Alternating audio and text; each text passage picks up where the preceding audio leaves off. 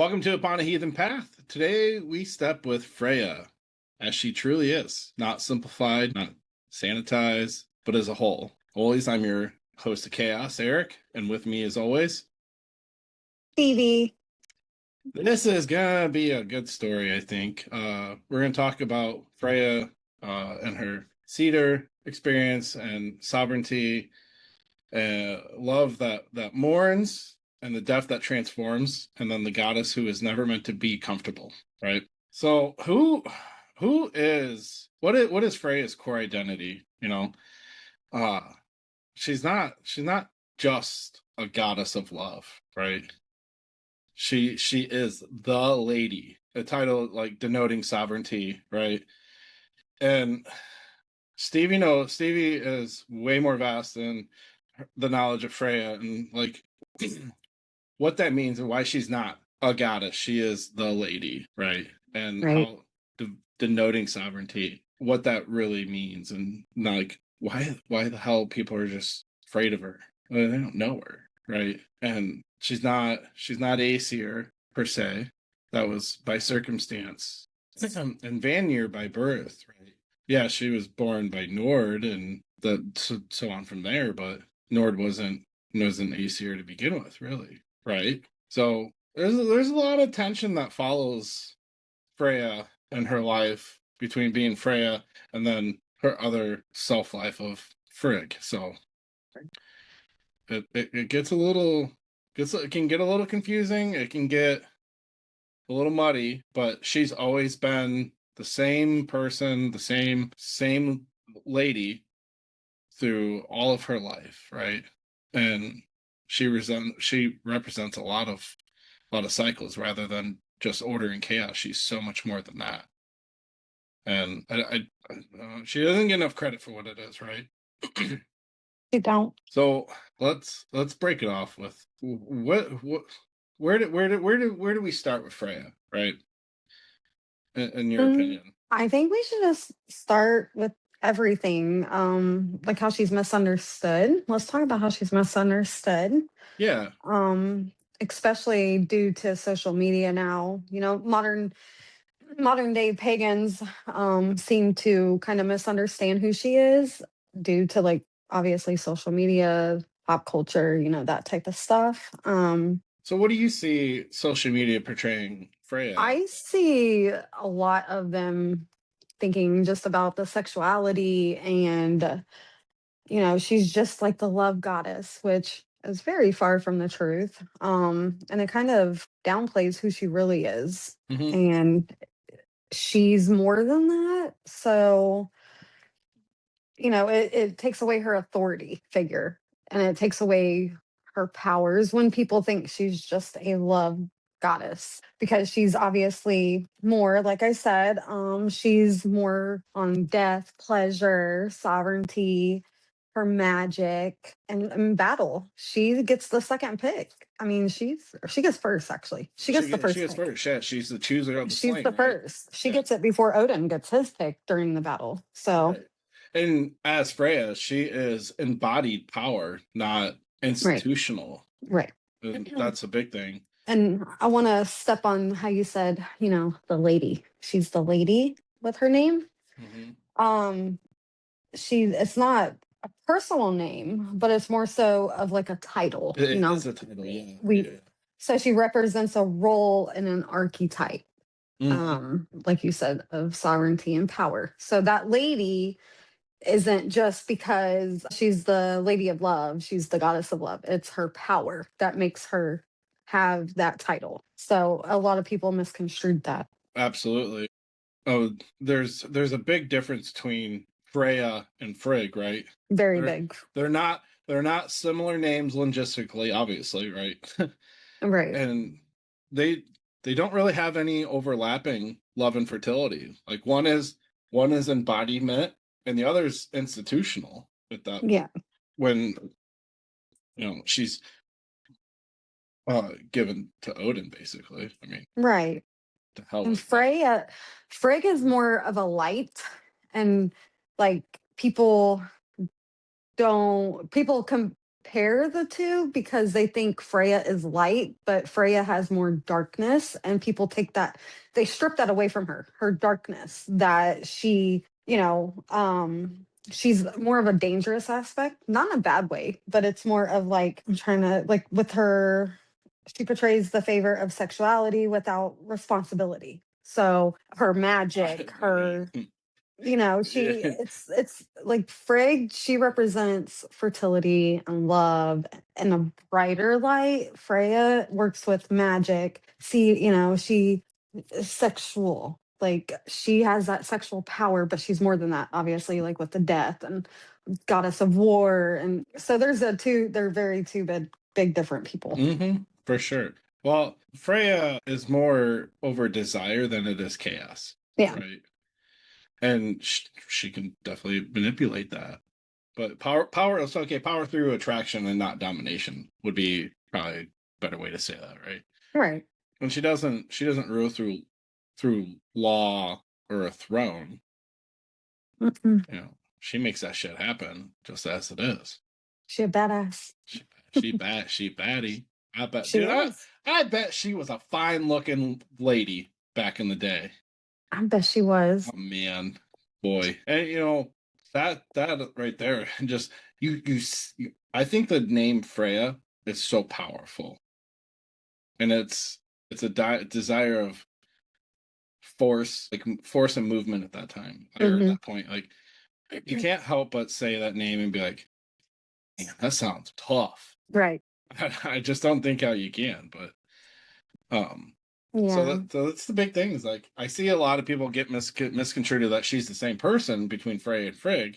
Okay, body wise, sure, but really she's not because the entire persona of herself changes entirely when she's Vanir and Hmm. Aesir, right? And I've seen, thought of something. And she's born of the Vanir, shaped by the age before thrones and empires. Freya carried magic older than the Aesirs himself, right?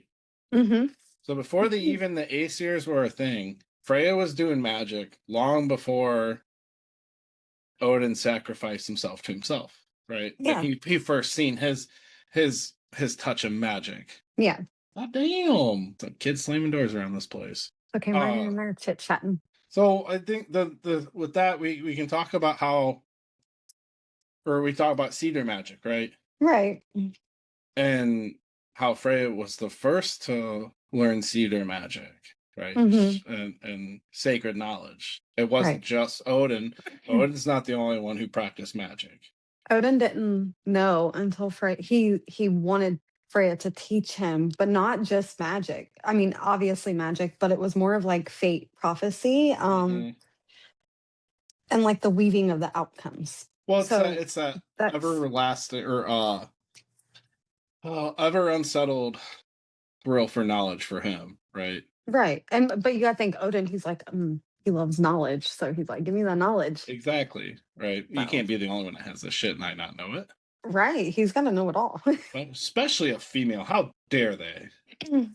Right. And that was another thing, like, that we were gonna talk about. Cause, and oh, when we were talking, about her just being love and stuff, that also brings discomfort to women who do hold power, like outside of being a god. Like women who work with Freya, they're not just there for love. Like, Yeah, they're it's they're also like a they're gender powerful. hypocrisy, right?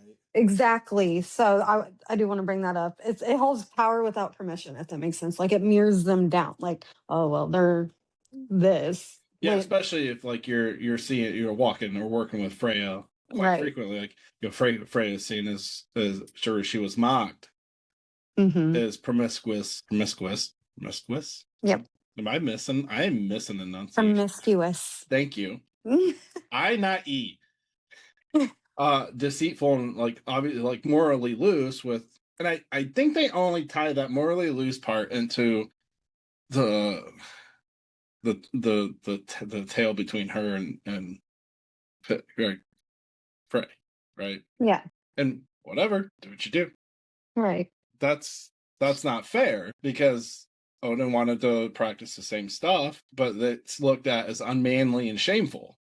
If that's only if you follow Freya, and that's the only reason you want to become part of the like start learning cedar magic, right? But if you're a male and you say Odin is all father of cedar, all father of everything, like, well, no, it's not true, and it's not denoting Odin's position. No, and a lot of people think Odin is the one who just carries the magic, but really, like when you're working with magic, like yeah, but when working with magic, it's more lean towards Freya because she is the cedar. She's the one who like me as a vulva, I don't work with Odin when it becomes me being a vulva. I work with strictly just Freya, like because that is who she's a woman, Mm-hmm.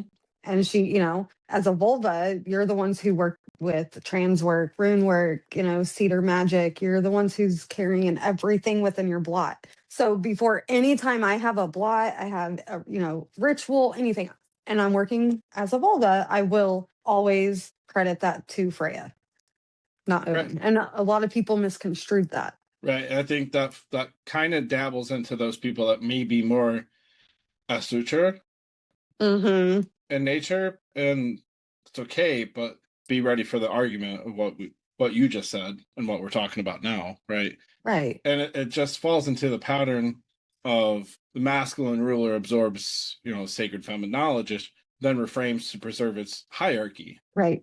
right? And the big thing you never see in any of the lore is Odin openly honoring Freya as his teacher, Mm-hmm. right? Right. But despite everything, she keeps the slain for the whole hunker, right? She has her commitment, and I think Right. with the magic, I don't know if this is true. I haven't, like I said, I don't know as much as Freya about Freya as Stevie does. So, like, I think, and within her practices, she's seen Ragnarok herself. So, knowing that there is a commitment to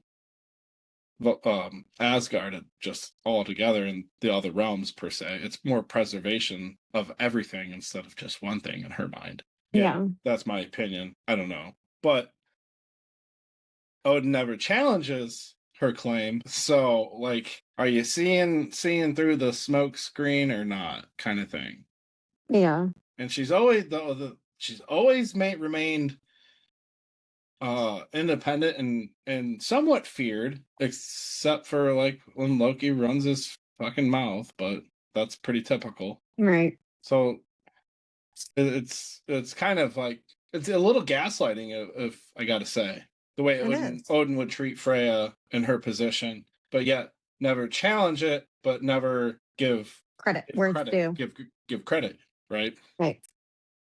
And I think that really reflects like the Odin's treatment towards Freya mirrors the recurring myth theme of sacred feminine knowledge is sought, taken, and then it's used, while the woman who holds it is diminished and misunderstood. Right. And that's really not in just our religion either. Like I've learned Aphrodite, people just consider her as like she's just beautiful. Mm-hmm. Isis, she's just mother.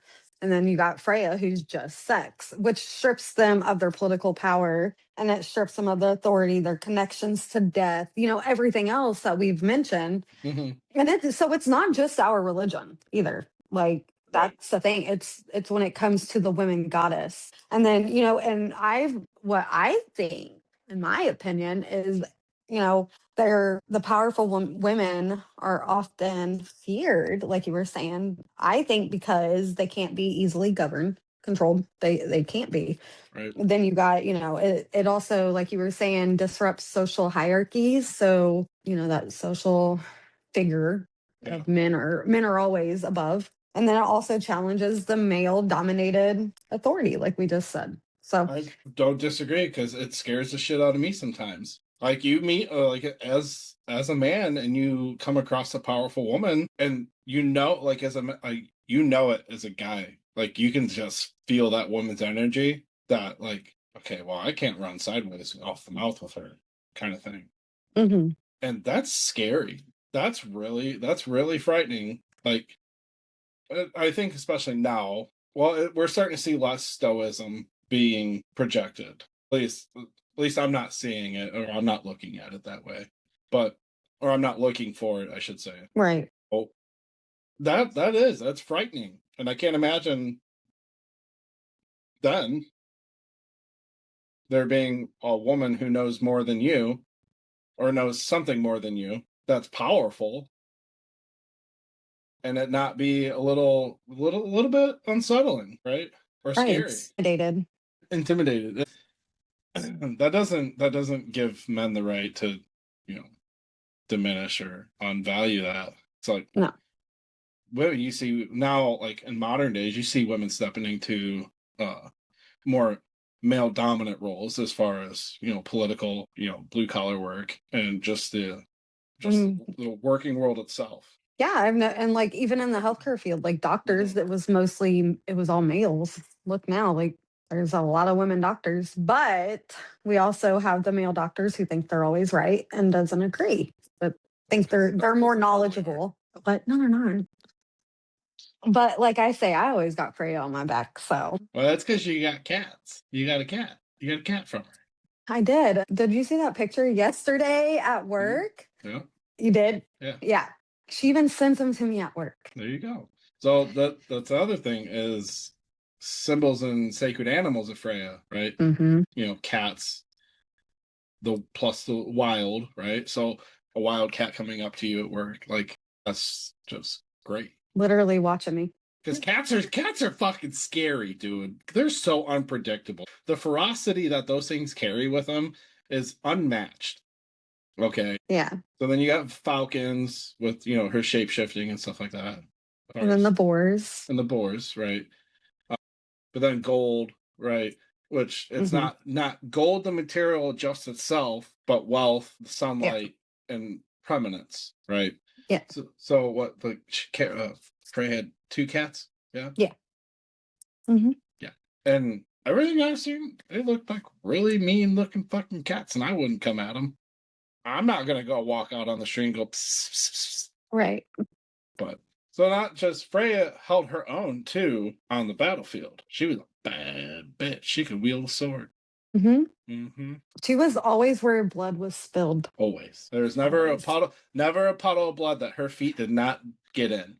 That's right. So don't don't let the feminine image of Freya fool anybody. She'll cut your fucking head off. She will. So then you're like, if we talk about Freya in the Norse worldview, Hmm. why love, magic, and death belong in the same deity. Because I think it's a full circle at that point, or a full circle topic, right? You got love, which Freya loved immensely, greatly, right? Yeah. And then obviously magic. She's basically the beginning of magic and infinitely on beyond that. And then death, like, I think it's a full circle. You start with love, like you meet, and it's not just meeting a partner, it's loving everything around you as much as you can. Yeah, but I want to say Uh-huh. working with Freya and like doing all that, you got to have self-respect and always set boundaries. Like that is one way. Yeah. You Okay, don't you good. don't Yeah, you yeah. don't have to love everything around you. Like if that crosses your boundary, like, you know, So I like think, okay, love more for yourself than, it's self-love for yeah, you. yeah, yeah. And to always choose yourself is how we Mhm. should put it. Like that's Okay. yeah. Yeah, yeah, okay, that makes more sense. It would make more sense of it fitting towards her why it would go to the same deity, right? Yeah. So I see that. And obviously magic, like we just beat it over the head. Right. And And then then death, she gets to choose the half slain, which, mhm, as long as they died in battle and honorable deaths. right. And then, she's proof that power is not singular or simple. And she took that with all the grace. I think that's why no one has it anymore, is because Freya consumed that shit up. She She got, did. oh man. And like we already talked about, she didn't get her credit, and the unfairness and the feminine role of Old Norse and still modern day experiences that women see, right? Right. Um Well, Because cedar was like, how do I wrote it down because I wanted to put it exactly right. Mm-hmm. So cedar was feared because it was trans aggressive and powerful. So like back in the old days, it would intimidate men because of that, because of how they feared cedar magic, you know, and most of the time cedar magic was women. So was it called something different if men practiced it? No, it's just cedar magic. What's Because it like a called? woman is a vulva. Mm-hmm. And the And male's a gothy. no, the Gothi's not. uh, I mean, they're called that, but they're not just magic. They're not. They're it's two separate. Like a, Okay. they're more. They can do like say somebody wants to get married, or Oh, okay. you know, More like of a priest type yeah, role, those kind of more but more. because. And a woman can't be a Gothi, and a man cannot be a vulva. So the vulva, the reason a vulva is so highly with Freya is because they work with the Norns also. So and like the Gothi doesn't work with the Norns. So the Gothi works more with like the gods. The vulva works more with the Norns and Okay. magic. So Freya. Yeah, yeah. That's where it comes, the difference. But see, cedar magic was for men too. Right. It It, just wasn't labeled as anything different then. no. Right. Okay. So I think Stevie had some suggestions as far as rituals and stuff too.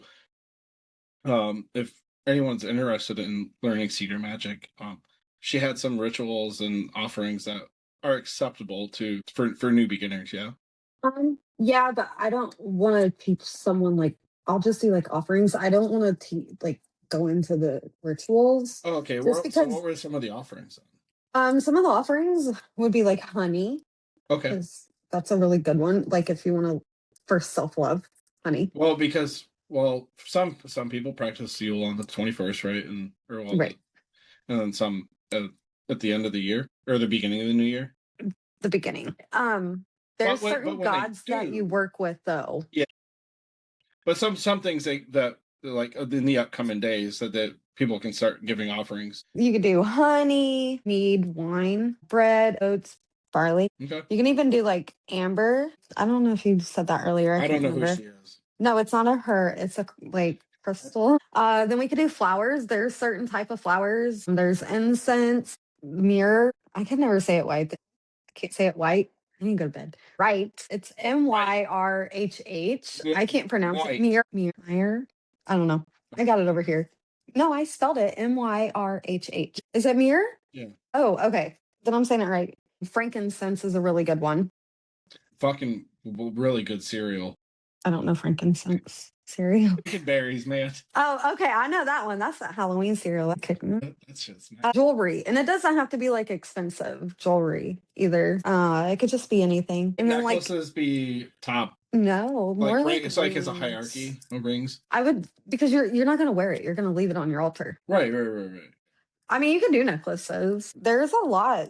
Besides those offerings, you can do like like advocate, self-respect. That's an offering to her. Okay. Like a devotion. Yeah. We could do, like we said, choose yourself, set your boundaries. Setting your boundaries is a very big devotion to Freya. Well, one thing to make clear though, like when you're doing any sort of ritual, it's very important to make sure the intent is pure, like clear, right? Before you ever do any ritual, Or meditate. offering, right? Offering. Before you do any offering or try to communicate with the gods, always clear your mind, protect yourself, meditate first.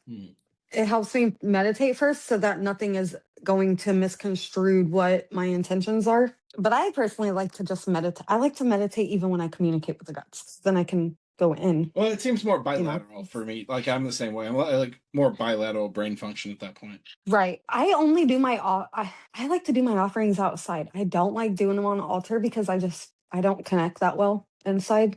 Yeah, it's not the same feeling. It's not. Yeah. I'm a nature person. I'm the same another way. Yeah, I don't know. Just something about the nature, and you just listen, and like it's like the gods are all surrounding you. Mm-hmm. That's how I always feel. You want to honor your body. Don't there should be no shame. Sex autonomy is a devotion. Pleasure without guilt. Now, here's one that we want to talk about. Learning or practicing cedar magic. You could study, meditate, trance, and rune work.